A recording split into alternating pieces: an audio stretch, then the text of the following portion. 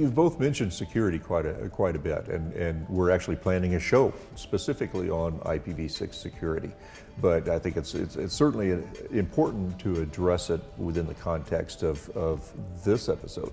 But I want to ask kind of the opposite question from where we're going on this. Do you see any risks, security risks around IPv6?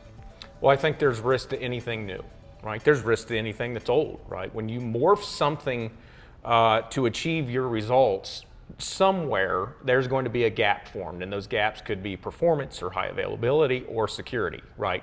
And IPv6, even though it's been developed and being worked on for a long time, it's massive, right? It's IP, so it's everywhere and doing all things nearly. And so I think that, the areas specific to the enterprise certainly bring up, when you begin to scale out an IPv6 environment, first hop security is probably the paramount most important area that we're seeing inside an enterprise organization. And can I do a man-in-the-middle attack, or can I pretend to be someone else on the wire from an IP perspective and basically take packets in flight and steal them and do something with them? And so, I would, without getting into the technology part of it, I think that it really is immaturity, not necessarily of IPv6, but of our understanding of how properly to deploy it in a secure manner is probably the biggest element of security, is really just kind of training and awareness.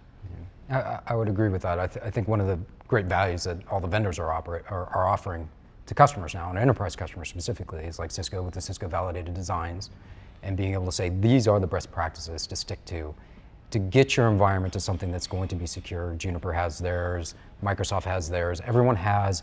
It's coming to a common framework about what do we do with v6, what's the best way in the environments of what we've already done to actually get v6 deployed properly. And you really do need to stick to them. It's not something where you just want to go out and, and turn on v6, cross your fingers and hope you're going to get it right.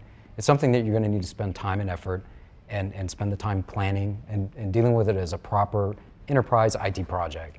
And it's going to have all the teams that you would normally have for rolling out and deploying anything that was net new on your network, regardless of whether it was an application or whether it's a net new protocol.